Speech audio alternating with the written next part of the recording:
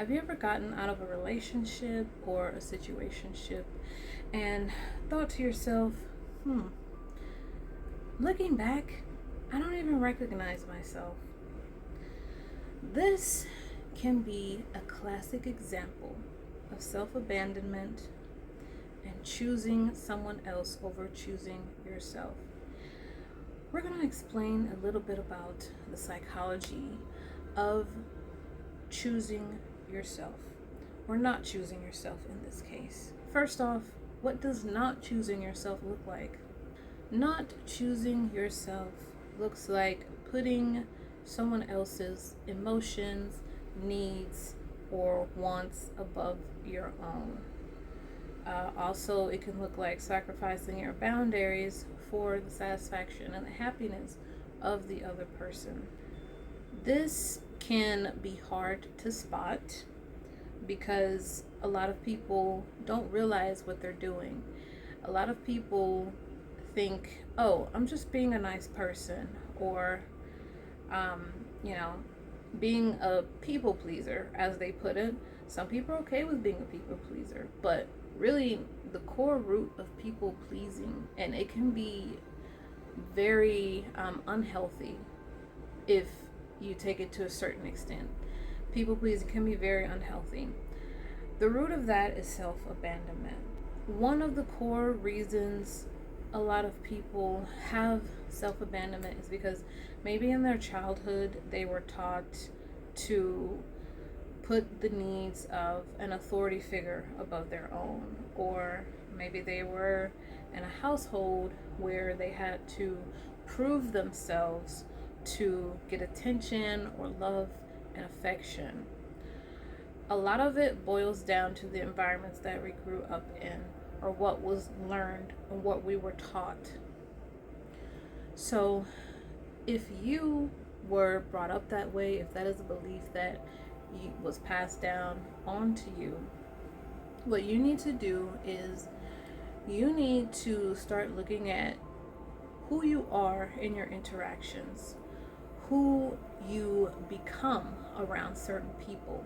Because a lot of times we can put on a mask so that we can feel accepted socially, especially as a person who is sensitive or neurodivergent or has anxiety. We feel like masking is way more safe and way more acceptable than being our true selves. So you need to start asking yourself, who am I when I'm with this person? Am I doing this because it's going to make this person feel better? Am I doing this because it's going to make me seem more acceptable? Am I doing this for me? Really just start bringing your habits and your initial responses. Studying your initial responses to certain people and situations is going to tell you a lot. It's going to tell you what you were innately programmed to do, or what's comfortable, like what's your nature, what comes natural for you. If people pleasing comes natural for you, then that's something that you need to pay attention to and you need to work on. How do you choose yourself?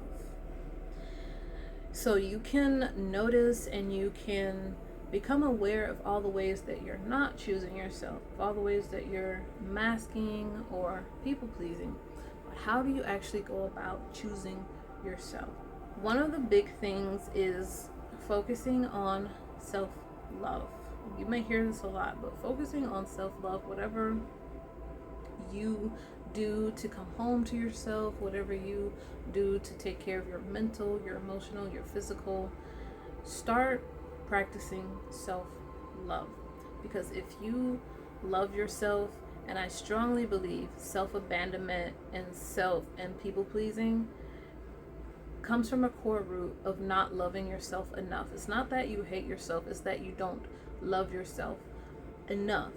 I firmly believe that for anyone to feel truly confident and independent and self-assured, we need to be so full of self-love. We need to fill ourselves up so full to the brim with self-love that we become self-obsessed.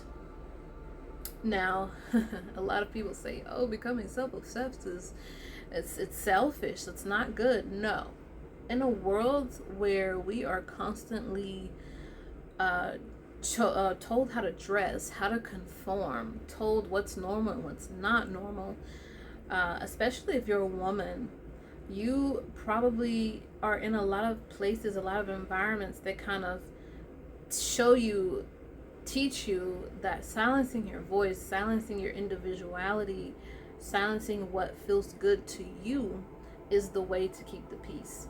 No.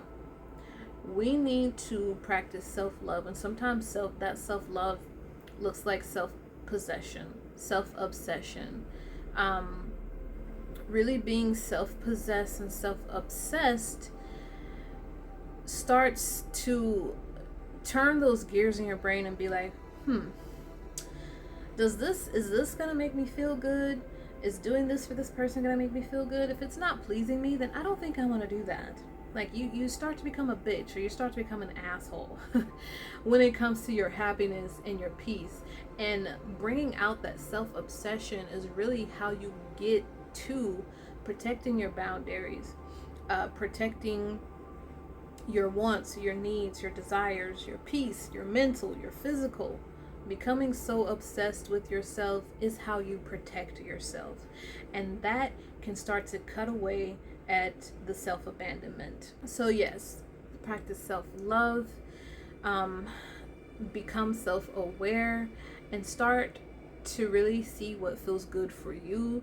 Start to question what will feel good to you, what will make you happy, what will make you feel good, what will protect you, what will protect your happiness, your peace, and your peace of mind.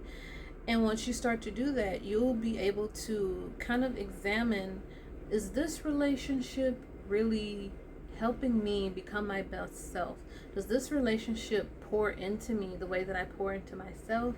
Does this job really enable me to continue to love myself and to continue to be self-possessed and self-obsessed? You start to look at the different areas of your life and really examine, is this helping my peace of mind, my mental, is this helping me choose myself and my goals and what I want to do with my life, or is this hindering me? And so you start to examine those things, and once you get clear answers, you can do differently, you can choose differently. So that is my take. That is advice that I have learned over the years on how you can choose yourself and break the cycle of self-abandonment. So I hope this video was helpful for you. If you've watched this far, I appreciate you. Hit the like button if you find this helpful, so that other people can find this content and find my channel. And thank you for watching. And remember, you do not need to prove yourself to feel loved, because you already are loved and you love yourself. Bye.